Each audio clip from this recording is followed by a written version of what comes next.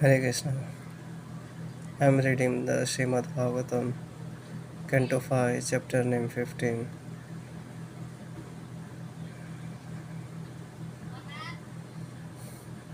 The glories of the descents of King Priyabhat. Hare Krishna.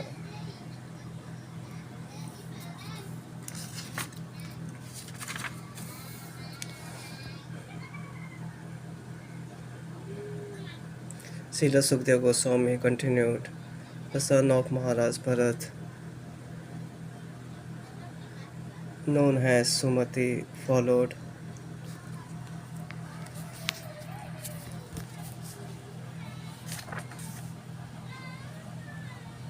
Sumati followed the path of Rishabdev, but some uncircus people imagine him to be Lord Buddha himself.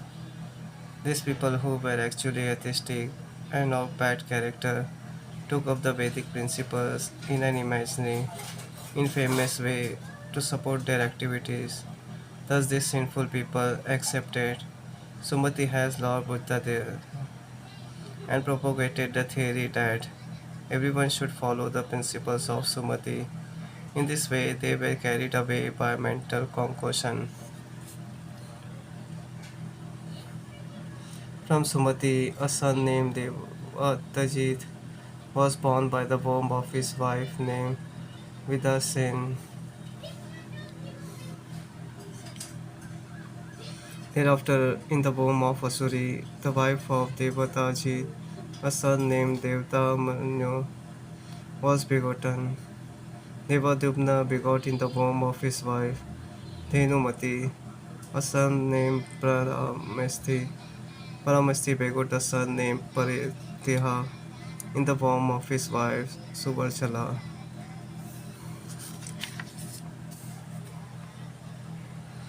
King Pratya personally propagated the principles of self-realization. In this way, not only was he purified, but he became a great devotee of the Supreme Person, Lord Vishnu, and directly realized him. In the womb of his wife Subarchala, Prathiha begot three sons named Pratiharta, Prastota, and Utgata. These three sons were very expert in performing Vedic rituals. Pratiharta begot two sons named Aja and Bhuma in the womb of his wife named Stuti.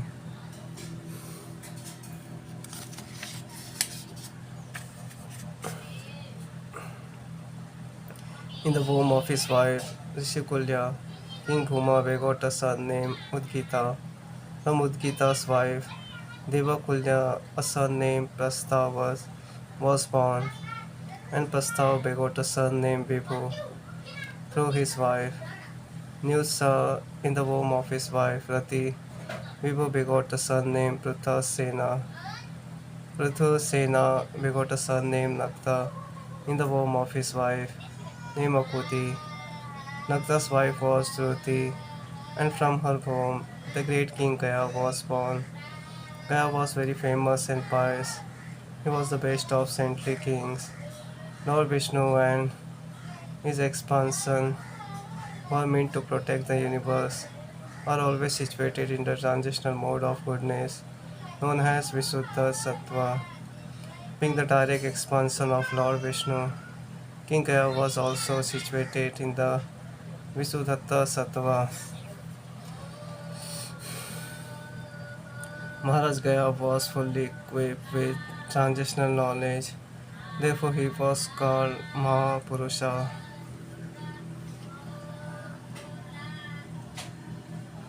King Gaya gave full protection and security to the citizens so that their personal property would not be disturbed by undesirable elements. He also saw that there was sufficient food to feed all the citizens. This is called potion. He would sometimes distribute gifts to the citizens to satisfy them. This is called Prinan. He would sometimes call meetings and satisfy the citizens with sweet words. This is called Upalana. He would also give them good instructions on how to become first class citizens. This is called Anushasana. Such were the characteristic of King Gaya's royal order. Beside all this, King Gaya was a householder who strictly observed the rules and regulations of household life. He performed sacrifices and was an unalloyed, pure devotee of the Supreme Personality of Godhead. He was called Mahapurusha because as a king he gave the citizens all facilities, and as a householder he executed all his duties, so that at the end he became a strict devotee of the Supreme Lord. As a devotee, he was always ready to give respect to other devotees and to engage in the devotional service of the Lord. This is the Bhakti Yoga process.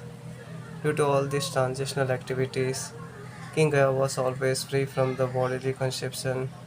He was full in Brahman realization, and consequently, he was always jubilant. He did not experience material lamentation, although he was perfect in all respects. He was not proud, nor was he anxious to rule the kingdom.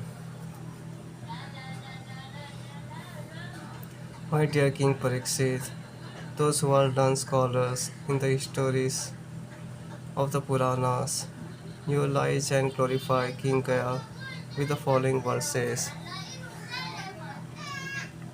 The great King Gaya used to perform all kinds of Vedic rituals. He was highly intelligent and expert in studying all the Vedic literatures. He maintained the religious principles and possessed all kinds of opulence. He was a leader among gentlemen and a servant of the devotees. He was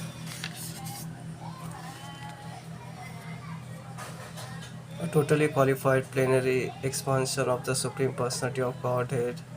Therefore, who could equal him in the performance of gigantic ritualistic ceremonies? All the chaste and honest daughters of Maharaj Daksha, such as Shraddha, Maitri, and Daya, whose blessings were always effective, bathed Maharaj Gaya with sanctifying water. Indeed, they were very satisfied with Maharaj Gaya. The planet Earth personified came as a cow, and as though she saw her calf, she delivered milk profusely.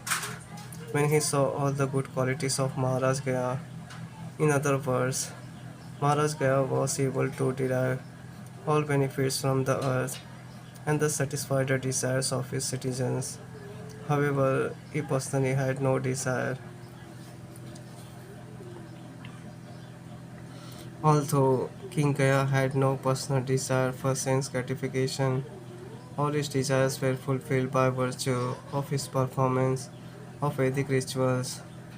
All the kings with whom Maharaj Gaya had to fight were forced to fight on religious principles.